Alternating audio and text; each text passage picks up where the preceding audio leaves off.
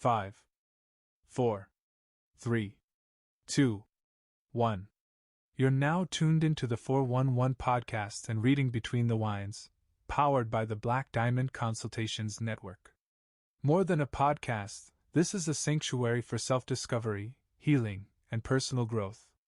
Here, we explore what it means to live debt-free, not just financially, but spiritually, mentally, physically, and emotionally. Every episode is part of a journey across our weekly mentorship series: Spiritual Sundays, Mental Mondays, Transformational Tuesdays, Wind Down Wednesdays, Coaching Sessions Thursdays, and Financial Fridays. Each day holds space for wisdom, clarity, and real conversation. So grab your journal, pour your glass, and prepare to go beyond the surface. Because here, we don't just talk, we transform. And now, here's your guide through it all: entrepreneur, mentor, and founder of Black Diamond Consultations, Laren Gaines.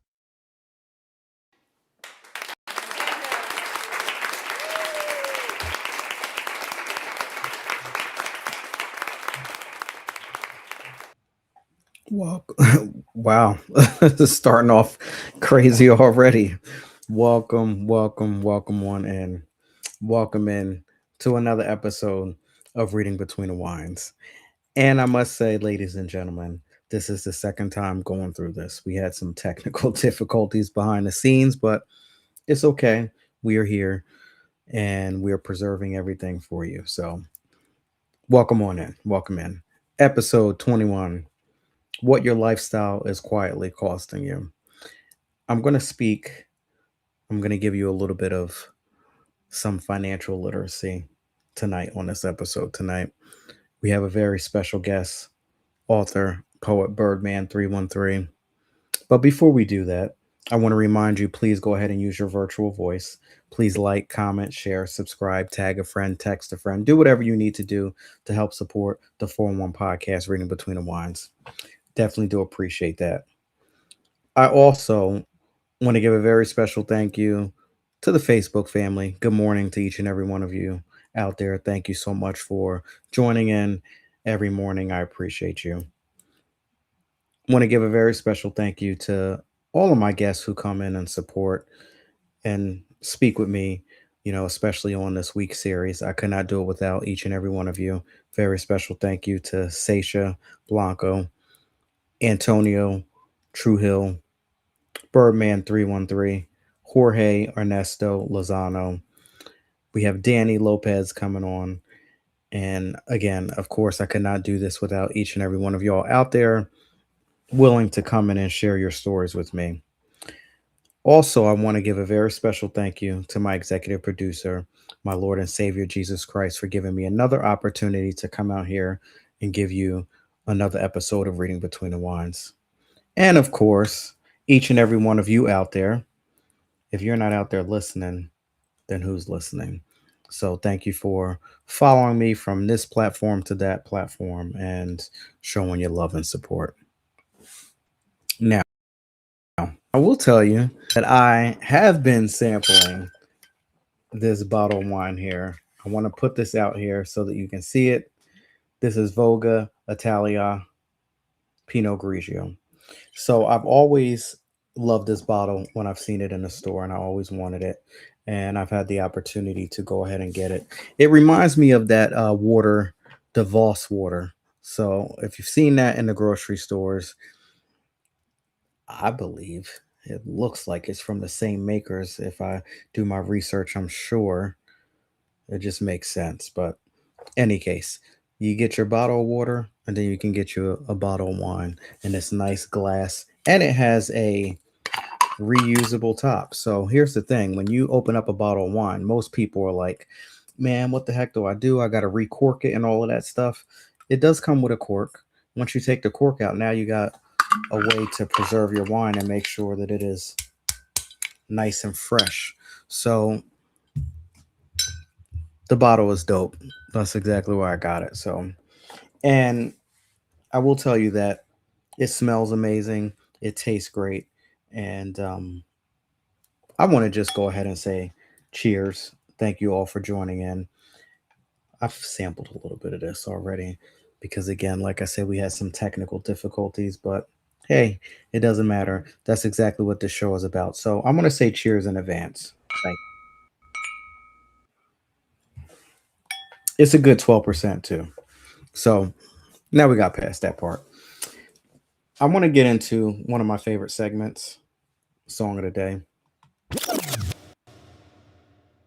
This is where I go ahead and give you a little bit of that financial literacy that I was speaking about, that financial knowledge. I'm going to give you a preview, and this is exactly what I do. So if you're interested, please head on over to laryngaines.com afterwards. So, the song of the day, I've been listening to this group.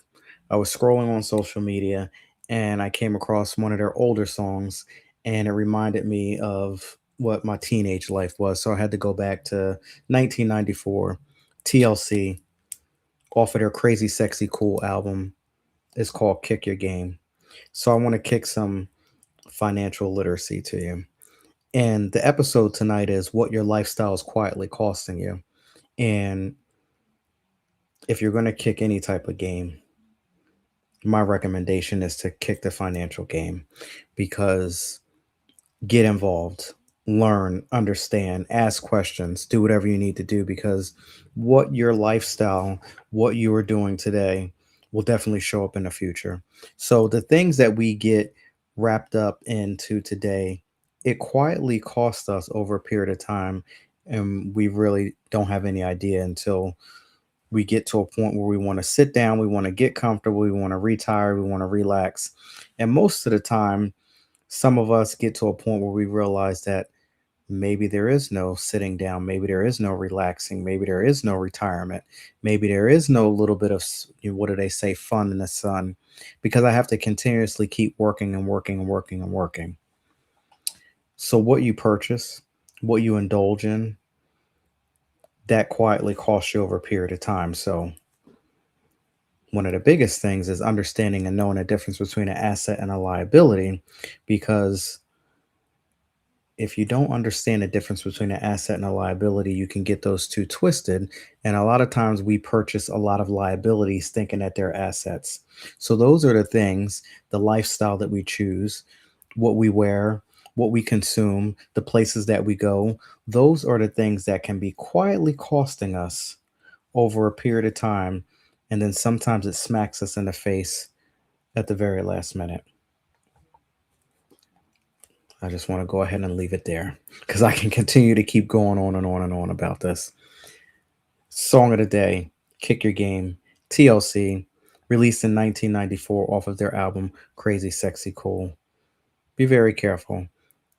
Understand and know exactly what you are getting involved in, what game you're kicking, because those things can cost you over a period of time. So, the rhetorical question I have to ask each and every one of you out there is, what is your lifestyle quietly costing you today? With that being said, let's go ahead and bring in my special guest, author, poet, Birdman 313.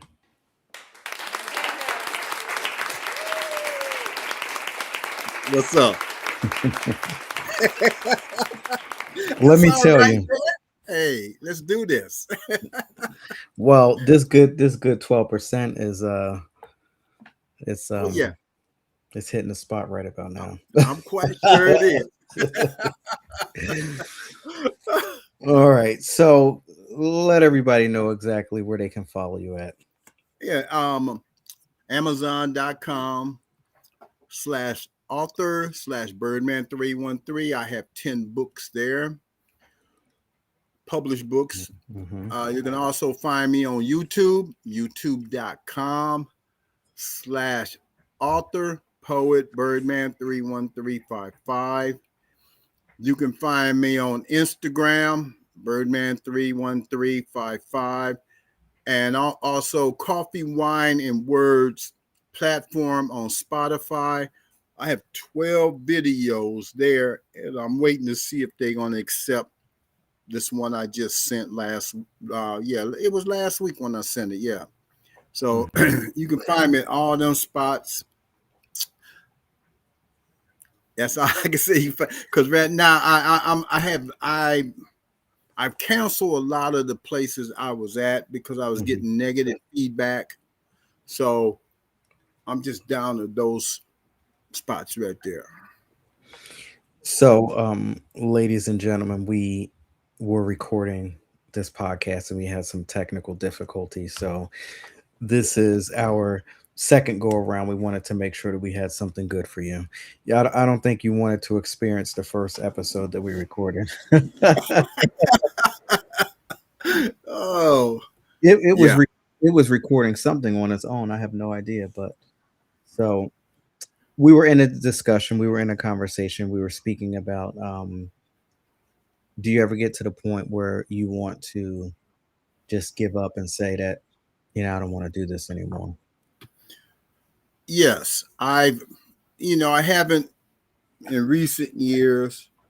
I know when I was growing up, trying to find what I wanted to do, I didn't. I always enjoyed writing.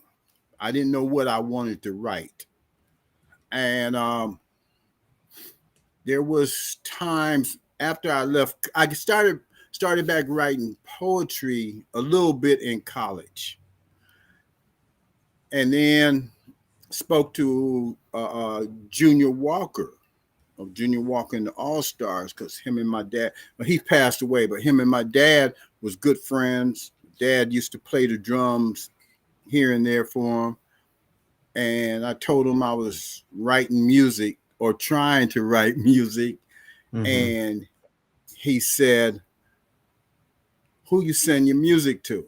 And I said, one of them is Motown. Then I found something, and then in the magazine, there was I can't remember which recording studio it was. I was sending it there, and I said for 3 years I had been doing this, getting nothing. No, thank you. We received it. No, nothing. And I said, so I kind of backed off, and that's when he told me you're doing it the wrong way. And he said, he wished he could help me. But with Motown at that time, Motown they had their writers.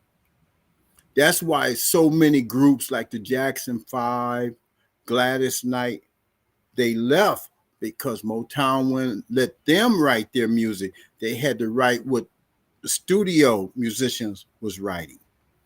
And a friend of mine I forgot about this. A friend of mine from my hometown, bass player, he was a session, and I was trying to get hold of him to see if he could help me. And it would seem like I was walking into a dead end. So I went out to California to play in the Summer Pro Basketball League, and it was the second one that they had. And so one of my teammates, he said, we was talking, we were sitting on the side of the hill, and he said, man, with all these players they got to choose from, he said, I don't think I'm gonna make it. And I said, yeah. I said, it kind of look kind of bleak right now. So he said, I'm gonna start back writing music. So doing our practices, we would go sit out on the hill, and you had other players would go sit out in the park or out in the parking lot. You know what they were doing? They were smoking, getting a buzz on. We were sitting on the hill and we was writing. And it didn't open no doors. And I was right out there in LA, but I should have went directly to the studio to talk to somebody. But because I didn't have transportation, which is not an excuse, and I didn't know exactly where, like Motown was, oh man, Warner Brothers, Arista. Okay, remember them? Yeah. Yeah, I, didn't go to them. I was mailing everything, and that was the wrong way to do it. But Yeah, I remember those days. yeah, and so then I stopped, and then I moved down here, started writing because I was feeling I've never said this before. I was feeling a little depressed and dejected. I was more dejected than anything, and so I was kind of, depressed too, because I'm like, wow, man, I tried basketball, that didn't work. I blew out my arm at when I used to play baseball. I blew my arm out. I stopped playing instruments, and I'm like, what am I gonna do? And so I started writing again, and there's this newspaper. It's a black owned newspaper, Forward Times, and I decided to. They had an ad in the paper about any type of writing, just send it in. So I had a short story with a poem to it, and they Mm-hmm. accepted it. And man, I was thrilled. I was like, finally, I mean, after like what 4 or 5 years of writing, somebody finally accepted something of mine. And I never forget when the gentleman came out to interview me. My wife, then she's ex now, and she walked up. She said, "How much he getting paid for this?" And he told her, "Hey man, nothing." Said most writers, this is how they start off. Mm-hmm. She looked at me, did about face, grabbed the kids, and I ain't gonna tell you what she said in the background, but you can imagine it was like, Mm-hmm. that, Right. she left and she went across the street with her friends over there, smoking. And the guy said, "Can I say something to you?" He said, "You don't have to go with this interview if you don't want to." I said, "No, no, no. Let's do this." Mm-hmm. And he said, "That's the spirit." He said, "Man, keep your head up." He said, "Writing poetry is not easy." So then he asked me, did I know about the ensemble, which is a place. He said that's where a lot of people go. It's a little small place. He told me exactly where it was at. So I looked in the paper, found it, and I found out Nastaki Shangi, which she's a poet. Well, she was. She's passed away.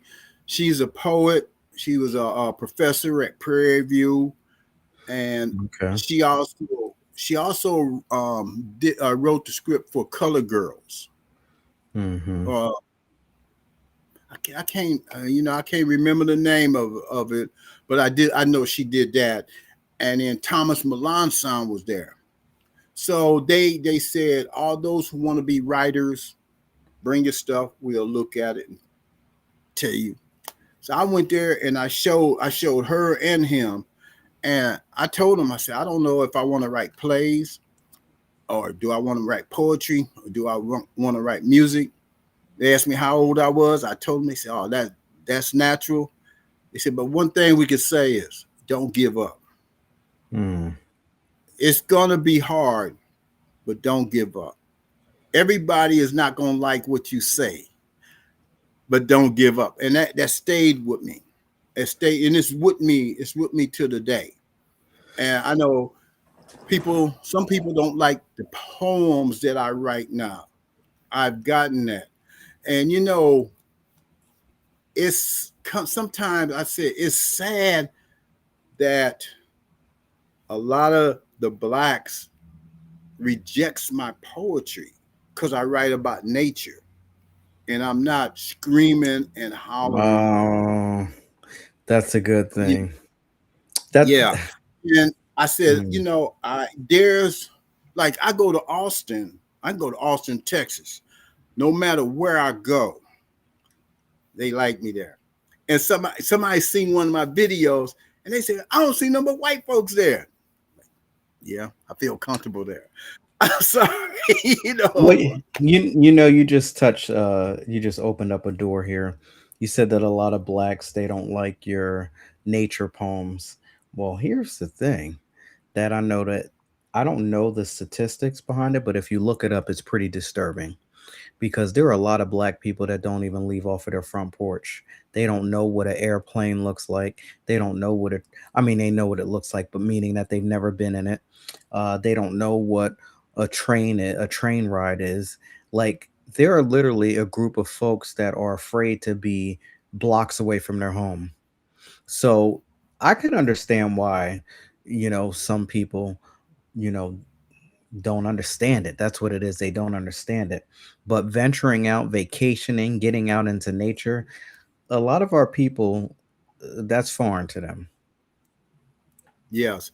And I was doing a Zoom a few years ago, and one of the yeah, she's a black female, and she said, excuse me, she sent me a message. I read the message and I looked at it again, and I'm like, I can't believe this lady ass said this. And Diana said, what? She said she had never seen a black man do poetry before. Mm. And I'm like, where are you from? And she Yeah, said, I'm, yeah. Cincinnati. I said, okay. I said, what you think most music is? A lot of the Mhm. music we hear is nothing but poetry. Right.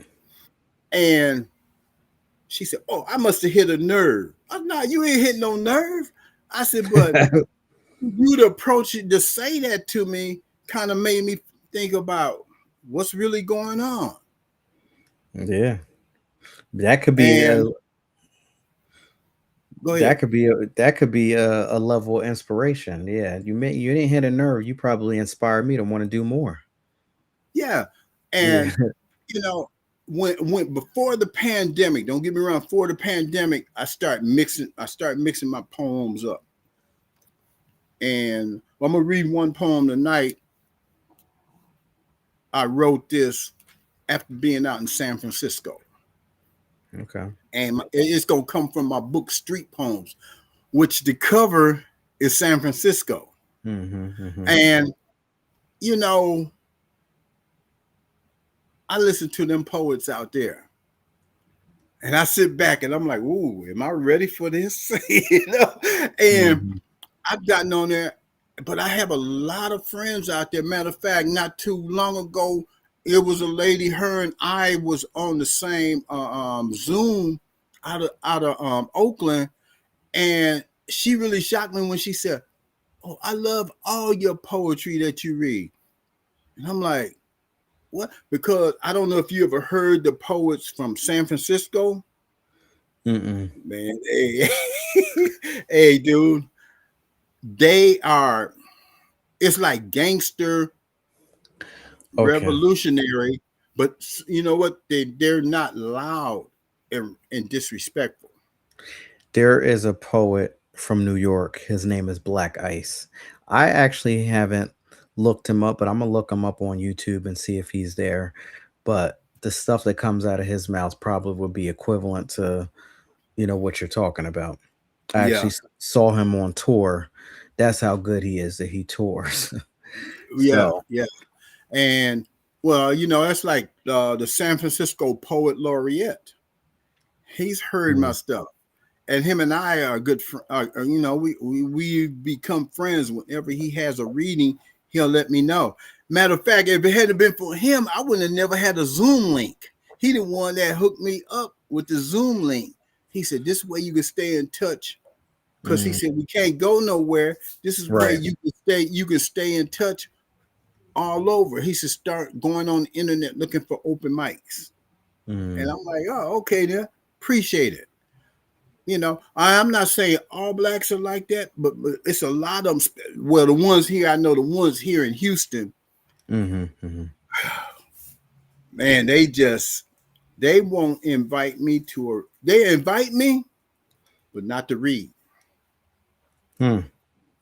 And I'm good with that because you want to know the truth. I don't want to go and Mm. read. That's how I've gotten over the years. I'm like, okay, y'all keep turning your backs on me. Okay, that's cool. Hey, it's some rooms are not meant for us to be in. That's all. Right. Like And go ahead. no, like I say, when one door closes, right, the next one might be open. So Right. it's all good. And I tell people there will don't get me wrong.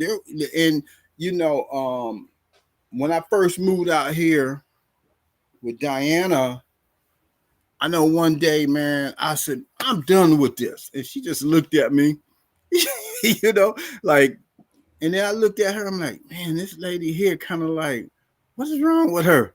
And then she said, go take a nap. Go listen to some music. That's all she said to me. And I'm Yeah. like, oh, okay then. So I went back to the room. I turned my music on, laid down back there, took me a nap, got up, and then she just sit here and watch me. She never said, I knew you weren't gonna stop. She didn't say not one word. And I was right back at it. And That's what's up. from that day forward, and that was 13 years ago. It has Mm, not crossed my mind. I have a friend in Austin, and he's an older gentleman, and he's really in bad health. And every time I go there, I go hang out with him. And he was like, Birdman, I'm tired of this. Don't seem like nobody like me. I said, man, just keep writing. mhm, I said, you're gonna get there. Cause he write his is mostly, oh man, his poems is about how bad the country is, the government and all that. And I mhm, tell him, I said, man, I said, don't worry about it. And there was another lady, she's from, oh man, where I can't remember what country she's from. We went to a festival last year, and then she said, wow, everybody read nature poems. Everybody talking about the beach. They talking about the parks. And she said, all I got, is about what's going on. Read it. And she was like, oh, I don't. What can they do? All they can do is just sit back and not say a word. And so then she got up and read. When she came and sat back, she said, Birdman, thank you for encouraging me. I said, because that's what he gonna be reading. The same thing you reading. I said, we call him Ben Franklin. I said, Ben Franklin gonna be doing the same thing. yeah, And she went up there and she read.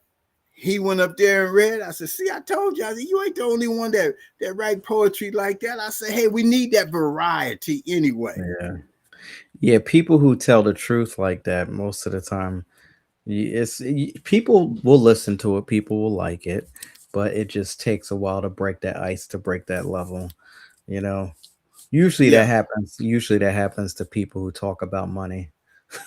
yeah, yeah. I mean, I still get rejections now at some places. It don't bother me. I sent, and sometimes I be them forgot. I sent some in, and then all of a sudden it hit me. They said, "Oh, this place ain't contact." I mean, oh yeah, well, okay, but I haven't stopped writing. Even when I was going through the period where, I was going through the vertigo period, I still was writing. And I tell Mhm. people, I said, man, I write, write, write. I worked for an art store. I remember I used to go to the bathroom, lock the door, pull out my paper and pen or whatever paper I had in my pocket. And I write stuff off the wall. And when I get home, I'll take it from there and write a poem. Let's hear what you got for us tonight. Okay, okay. I'm gonna read this one, and this one, this is an old piece, but it's in my book, Street Poems. It's called Ghetto America. Mhm. Rising from the rubble to give birth to a new breed that makes music that is close to the heart and poetry with words that are meaningful, inspirational, and present a new mindset. Philosophers break down street life with understanding. There are struggles and strife from broken homes of people working hard just to maintain a dollar. The street artists stand and try to rise from poverty. They stop daydreaming about a better life. The ghetto is emulated by many who think it is fashion and style. Forget those who have the desire to see something better while they are growing up as time passes by. Unemployment rises as the welfare numbers increase. Clothes hang from the windows, fire escapes, and balconies. Music blared from speakers in the windows.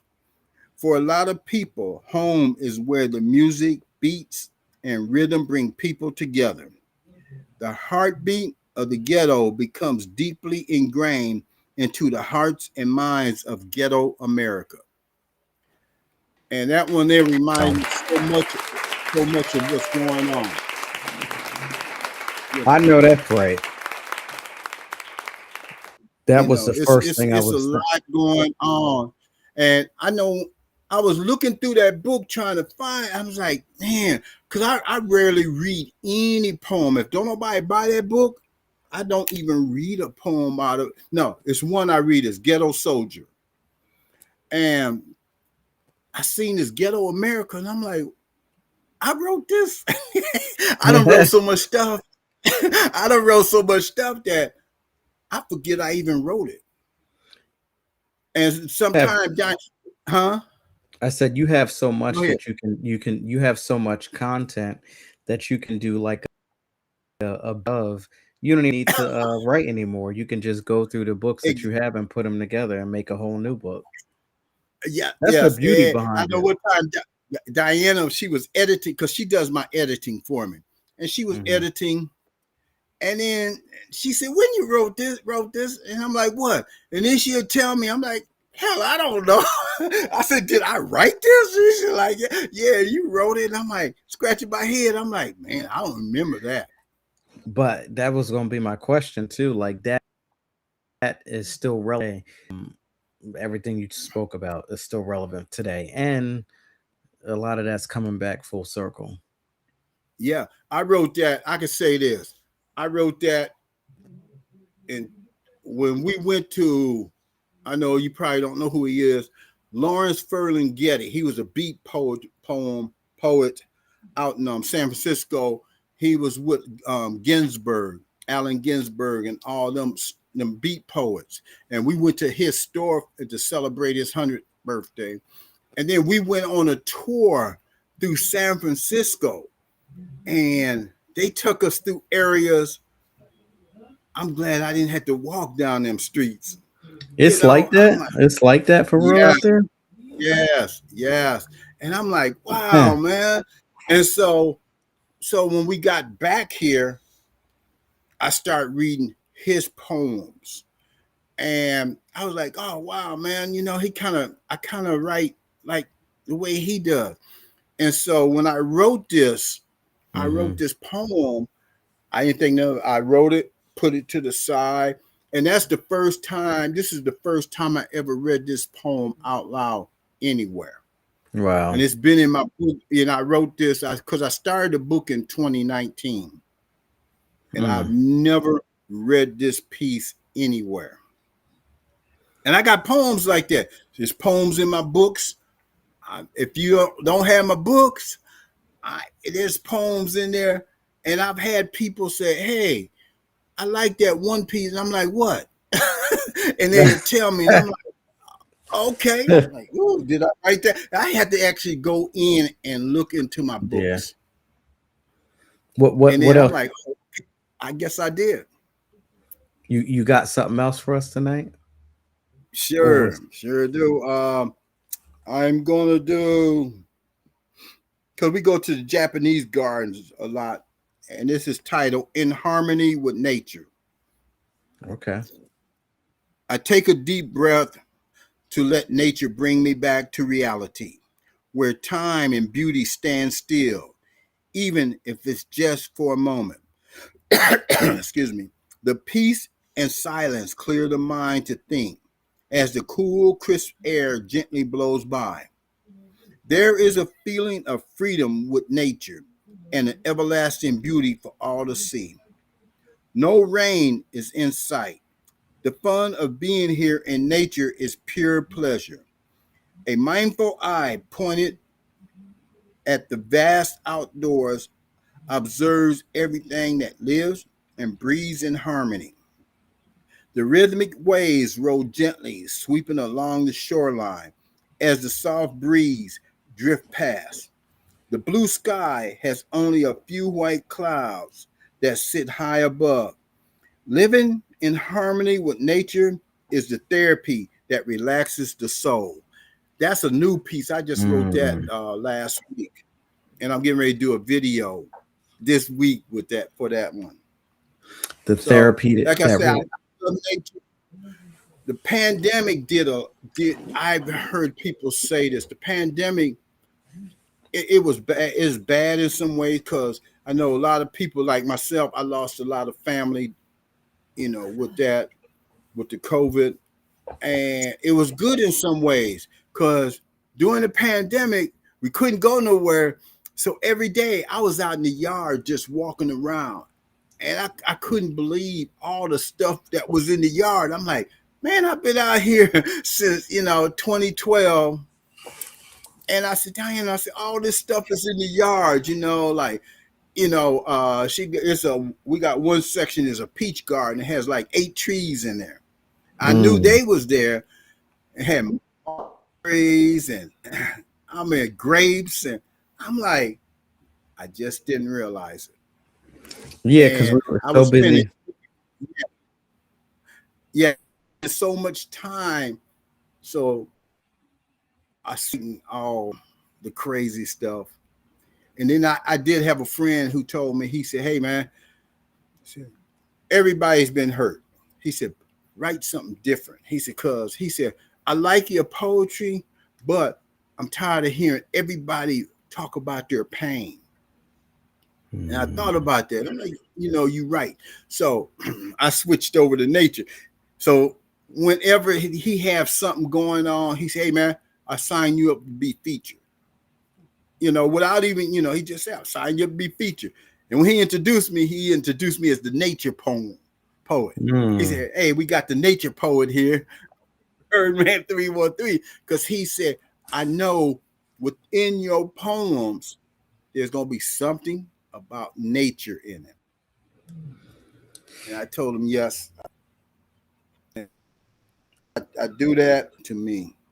Yeah, he said something that he's tired of hearing the hurt at that moment. I kind of I could get it. I could understand it when you hear a lot of that, but that's therapy sometimes when you can Right. write yourself Yeah, out of the situation yeah, but sometimes you got some poets, they write the same thing. because they don't know how to get out. Right. Yeah, And I know he spoke to this one lady about it, and, and now she don't even come around, but he was just telling the truth, because if you listen to her poems, it'd be like, okay, we know what to expect from her that's every what time I'm. she get up there. Yeah, that's what I'm saying. People can, and same thing with music too, because you can get stuck. And you can get stuck in this vicious cycle, but that's when you start to write a new story, you write a new chapter. So you start off with acknowledging where you've been, but then you write where you want to see yourself going, and you start to speak, and you start to think, and you start to meditate on the new version of yourself. But I get it, some people can get stuck. Yeah, and I do too. I was there. I was there at one time, stuck on that type of poems. And then I even said to myself, man, how am I going to move forward if I Mm, stay stuck right here? And I mean, that's like, I mean, I talk to, it's funny because when we travel, I get musicians that want to talk to me more than other poets do. And I'm like, man, all I do is write poetry, but yeah, we like what we heard. And I'm like, okay, and I have not been able to understand why the musicians. I mean, every time, especially when we out in Vegas, and they talk to me, and I show them. Sometimes I have a book with me. Hey, you can go ahead and look at it. I ain't mhm. expect you to buy it, and they'll look at it. The next thing you know, they be like, "Hey, man, let me have your Instagram. To follow you up, or you got a card." That's what's up. And I've never been able to understand why that has been. I ain't trying to no more. Right. I was gonna say some things we just be thankful for whatever it is, right? Yeah. Oh yeah. Oh yeah. Oh yeah. You got one more for us? I Sure. know. I see you looking. I know you got one more. Oh yeah. Yeah. I have a tablet full of them. And Hmm. this one here, I'm gonna do this one here. It's music in the ghetto. These empty buildings and hallways can Okay. hear the words that do not sound like a song. To the outside world, the lyrics seem distasteful and degrading. But to the ghetto world, it tells the real story of what life is like living in neighborhoods that so many turn away from and are afraid to enter.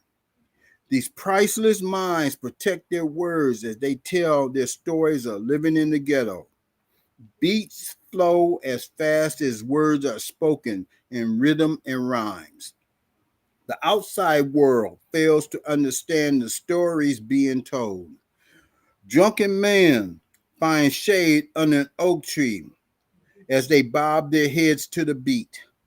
Drug users strut up and down the streets along with street workers as they feel free of pain while grooving to the words.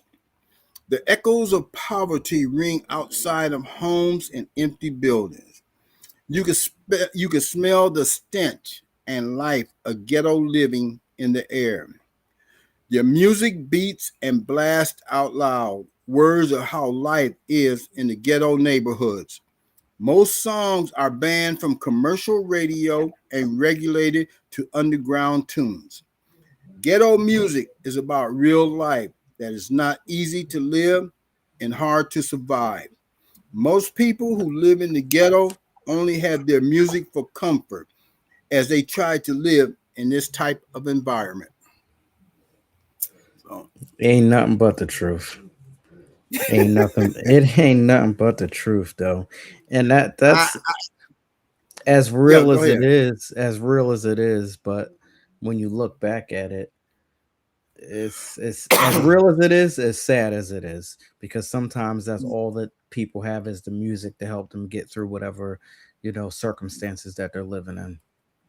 Yeah, I read that on the radio station up in Austin. Like I said, Austin, I can get on the radio station up there. I can do several open mics, no problem.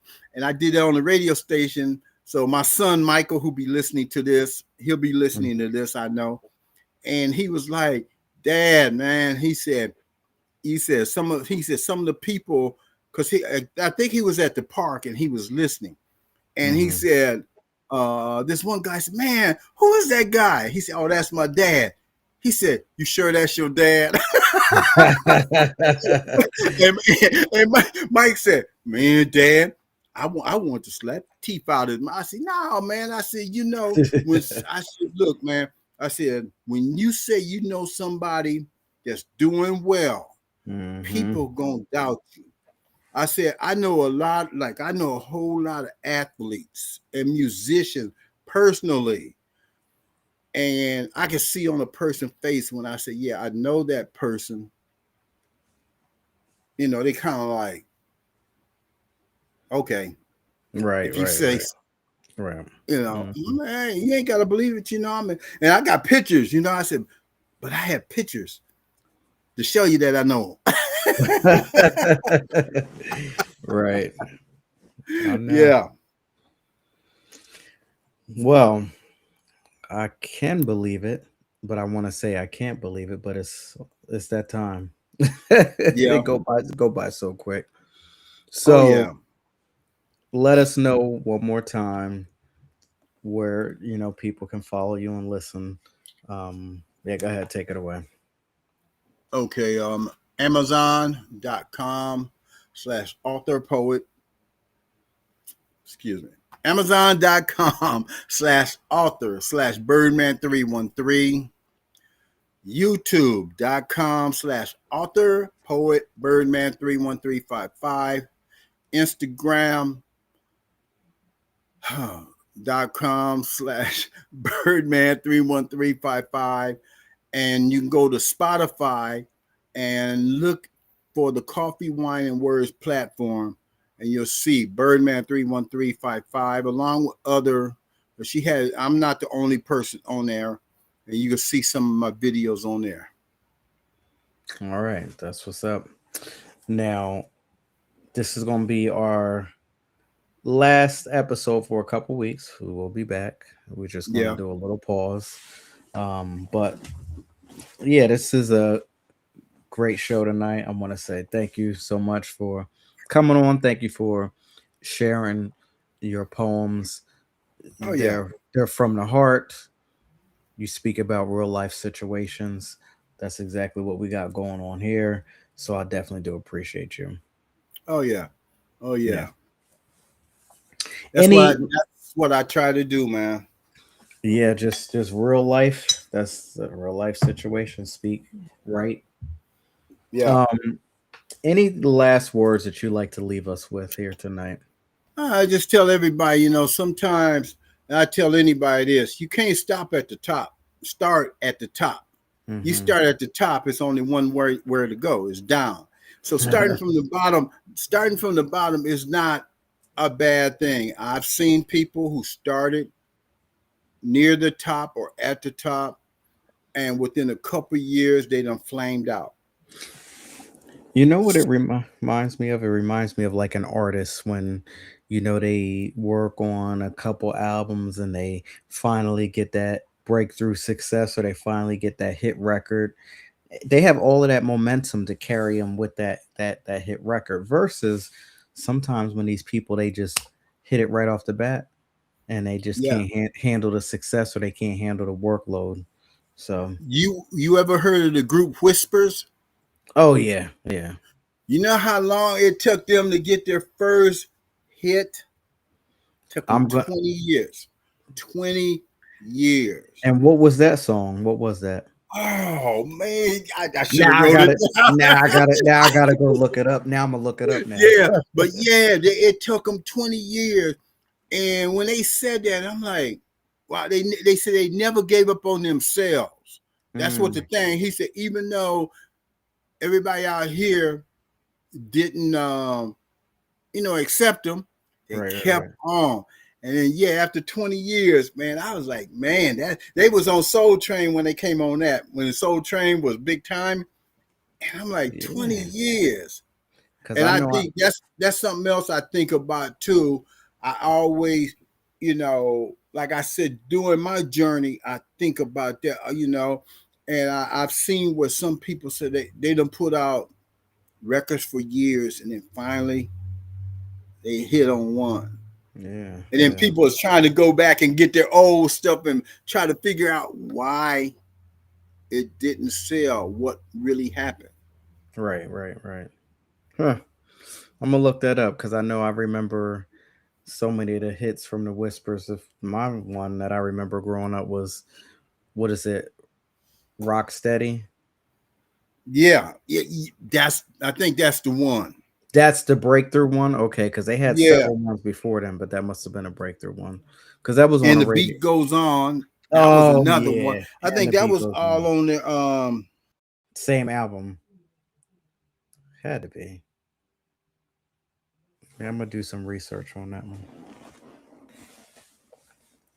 All right, so we're gonna go ahead and get on up out of here. Thank you so much, Birdman313, for coming on. I appreciate you. Um, take care.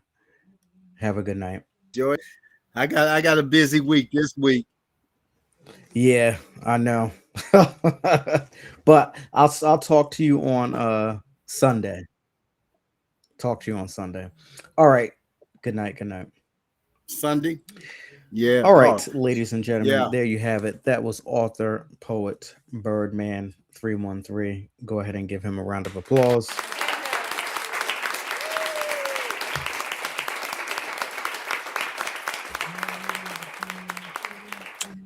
And if you like anything that you heard, please head on over to laryngaines.com. I want to say thank you so much for joining on in and check me out tomorrow. Coaching sessions Thursday. Special guest, Sasha Nicole. Definitely don't want to miss that episode. Go ahead and check that out. Thank you all so much for joining in, and I will see you when I see you. Have a good night. Take care.